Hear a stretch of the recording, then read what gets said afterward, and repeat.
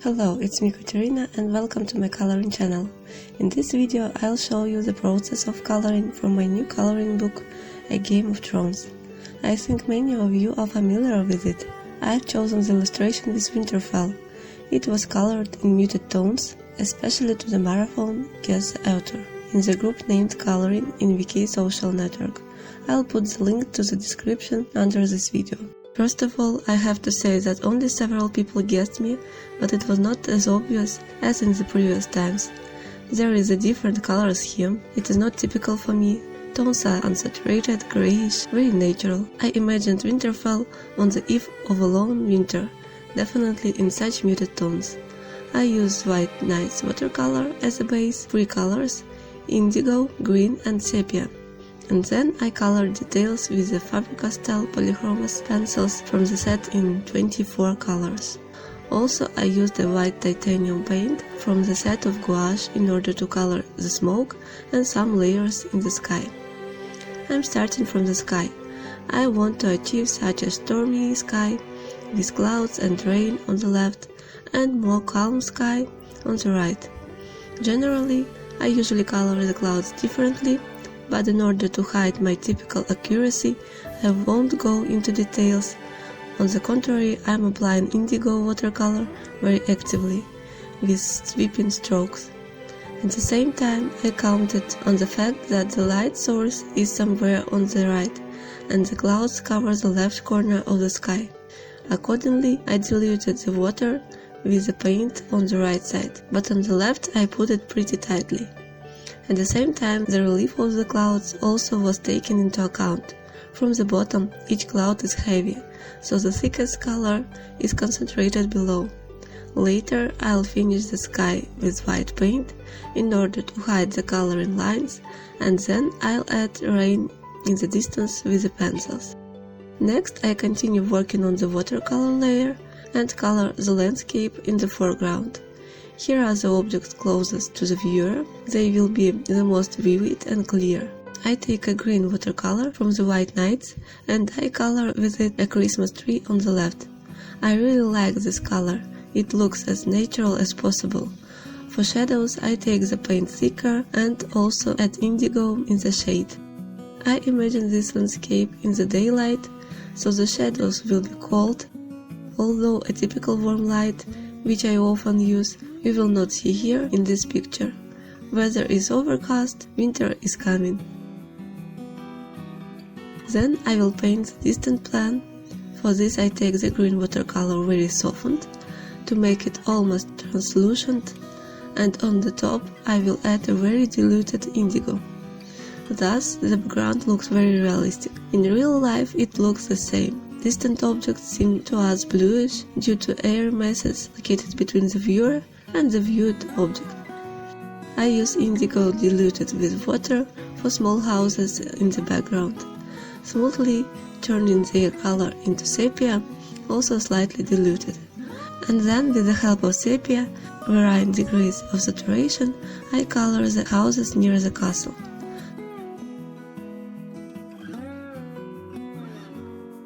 The houses nearby will be the brightest and clearest. As you can see, here I overdid it with the brightness of color. This color can easily be washed off with a damp brush. Fortunately, the paper is good, it doesn't break in. And another undoubted advantage of this coloring is that the illustrations are one-sided, they are colored quickly, and it's not a pity that the watercolor will leak to the other side. I really like this coloring book, especially after I saw it and touched it. The quality of the design is very good, it has hardcover and contains beautiful and varied illustrations. However, I wasn't inspired by so many coats of arms. To be honest, I would like the authors to draw more characters. But compensate for all these coats of arms, here are other interesting subjects with landscapes and heroes. Here are castles, water, fire, smoke, dragons. Even stands with wine cups and peacocks look pretty attractive. You can practice in coloring different textures.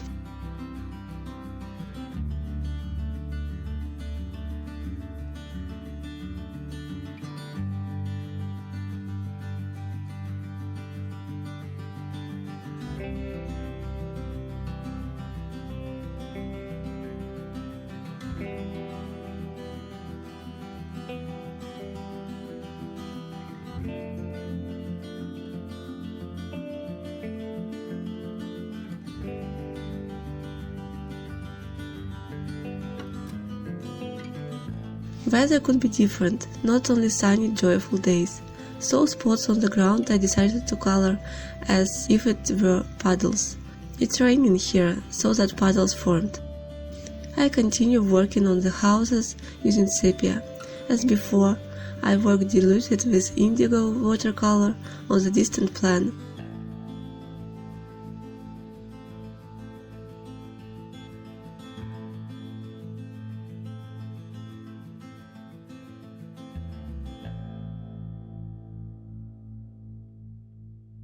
And again, I take indigo paint, this time strongly diluted with water, and use it for castle coloring, only slightly outlining the future leaf. Just like the sky, further on the left will be the dark part of the castle, it will be in the shade and covered with thunderclouds. But on the right side of the castle, the sun shines, so here the colors will be light, in so natural warm grey tones. But it will be later, when I will finish it with pencils layer. I will add green spots on the ground, cause our landscape is littered with not very dense grass. Let's go further. I take a white paint from the set of gouache and hide with it black lines in the coloring book, and also on the top of each cloud I add white so that the clouds turned out to be fluffy and floating.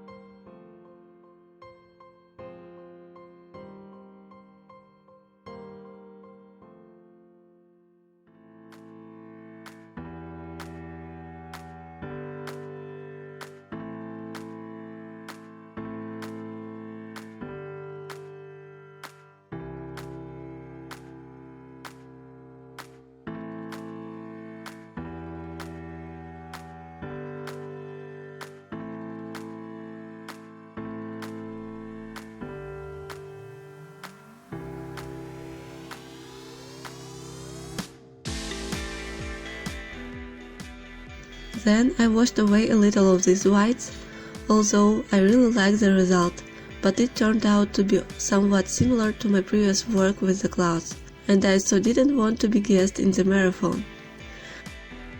I start working with the pencils. I use Faber Castell Polychromos set of 24 colors. All the names of the pencils I used will appear on the bottom in the form of prompts. If the same colors are changed too often, the prompts will not pop up. In the meantime, I would like to share with you my story of how I came to the series The Game of Thrones and about my favorite and unloved characters. Of course, I have already watched all the seasons that came out at the moment, even 2 times, and now I'm in anticipation of the 8th, last and I hope breathtaking season. But when I started watching the series, I didn't like it all. The series seemed boring. I tried to get used to the heroes and their names. It seems that I remember some of heroes, and here on the screen is already another story. Sometimes storylines were completely uninteresting to me, and the nudity and bloodiness seemed to me inappropriate. I think the authors wanted to immediately shock the viewer, to catch on the hook, as in cheap horror films, where there are rivers of blood and naked ladies at every turn. That's in general what pushed me away at first. I watched a few episodes and left the case, but my husband continued to watch the series. I listened to the edge of my ear what is happening, and I was doing my own things, most likely even colored at that time. So then, when I already remember the characters by names, When the story became very interesting and I was already watching with pleasure the struggle for the Iron Throne, I was rooting for my favorite characters until none of them not yet dead. I'm lucky with my favorite characters. I will try to do without spoilers and use vague wording in case when someone hasn't seen this series but wants to see. So, my top of favorites. I will give the first place to the most important mind of the series, in my opinion. This is undoubtedly Tyrion Lannister. He repeatedly stayed in the balance of death, and often it was his intelligence that helped him avoid a certain death. Also, of course, not without a share of luck. He is the youngest unloved dwarf son of Tywin Lannister, and he had no chance but to develop himself intellectually, and thus to dispel all stereotypes about himself from other people. He is honest and brave and excellent strategist. On second place, I put Beauty, and for me it's Daenerys. I know that some people consider her an overly self-assured upstart, but I believe that by her origin she has the right to do so. She goes through thorns to her Iron Throne, despite all the obstacles on her way. And that's important. She finds wise and kind companions who are ready to help her. On the third place, I would put a tandem from such an ambiguous character as Sandor Clegane, nicknamed the Hound, and of course Arya Stark, a little girl who became a real dexterous and cunning warrior. Hound has a very difficult childhood, which brought him a lot of mental and physical wounds. He has his own view on many things, and I am glad that he eventually opens up to the viewer from the positive side. By the way, the same can be said about Jaime Lannister. At the very beginning, he was completely unpleasant to me, but as the series progresses, he changed for the better. Now I'll try to remember the most unloved characters. Of course, in this saga, there are a lot of very cruel and unpleasant characters, for example, Ramsay Bolton, but it is probably too obvious anti-hero. I will name those who are considered as main characters and even the favorites of many people. So for me, one of unloved is Sansa Stark. Because of her, there were many huge problems. She is a silly, dependent, eternally frightened princess. Of course, you will not envy her fate, but her character is not at all close to me. Cersei also gets on the same list. She always screams about how she loves her children, but honestly, I didn't see any active actions done for her children. She was always fascinated by the power, authority, and her love relationships, and even when she did illegally in the name of the children, rather served to harm. Well, here I will also include Petyr Baelish, a completely unpleasant character, a careerist who builds conspiracies without honor and conscience. Without him, of course, there would be no Game of Thrones, and he is one of the main players in the series. Also, I added here such diagonal thin lines with pencils, as if somewhere in the distance it's raining.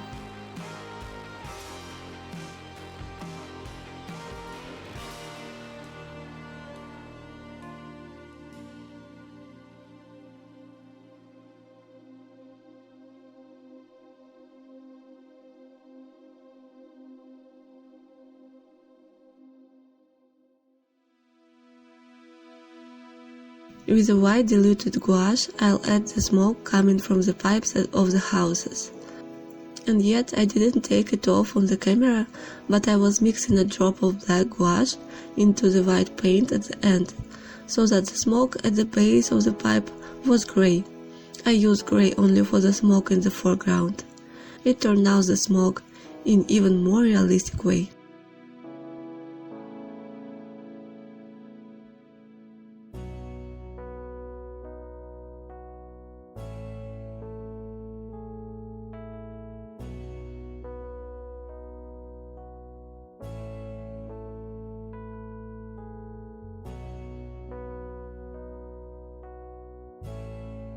Next I color the castle. The entrance to the castle is darkened along the wall, as if it is a tunnel. I also deepen the shadows on the stairs, emphasizing every step, and at the same time I color the railing.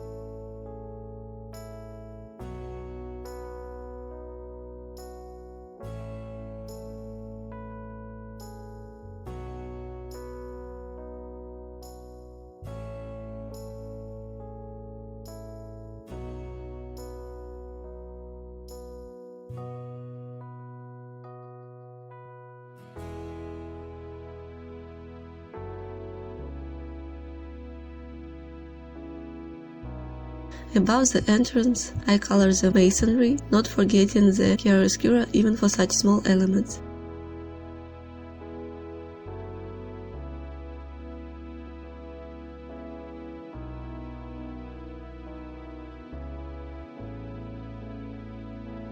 Then I go to the towers of the castle. I use the shades of grey and blue and color the tower as if it were a giant cylinder, remembering to work out every projection on the tower. The most intense shadows, as on the wall image, are on my left, and the light is on the right.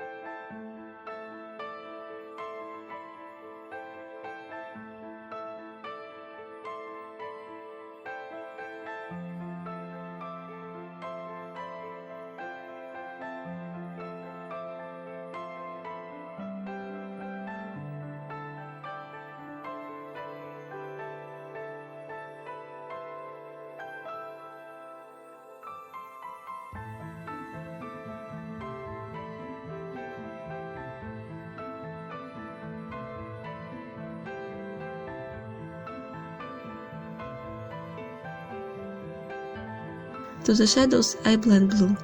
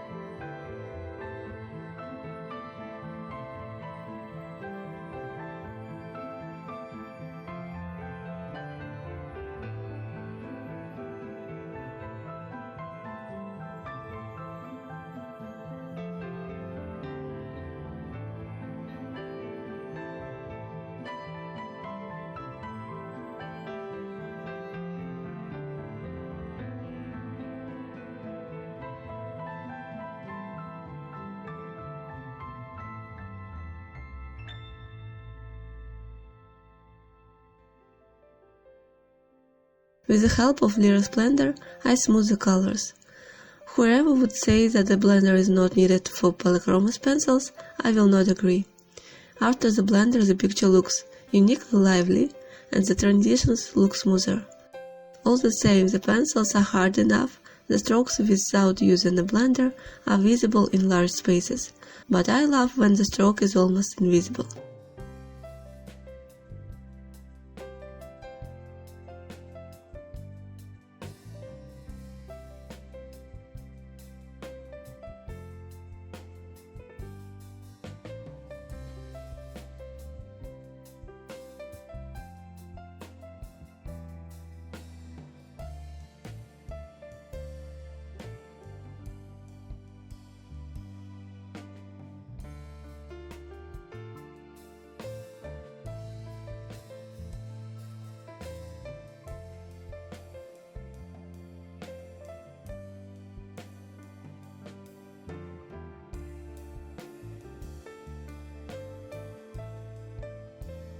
The right part is just gently decorated with the shadows, and I add a little grey in the color of the walls of the castle.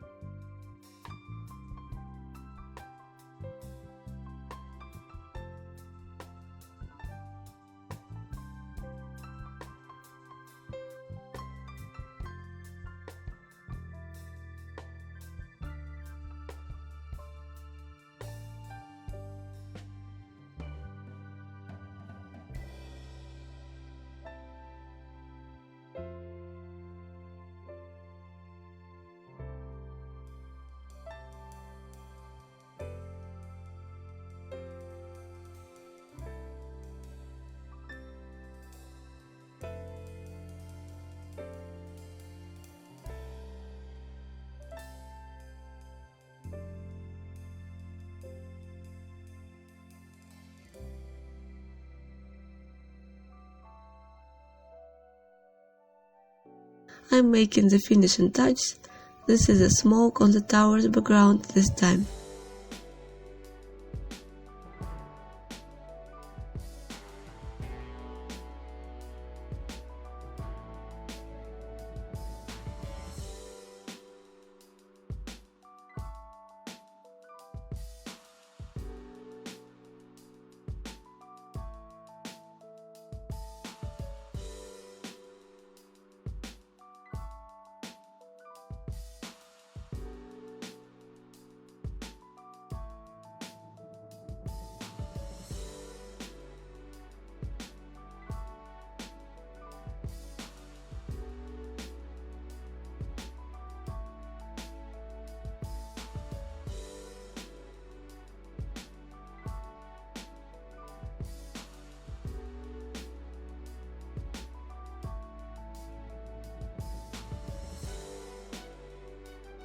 The work is ready. That's such a rainy Winterfell turned out now. Winter is coming, ladies and gentlemen. Thanks for watching. Bye bye.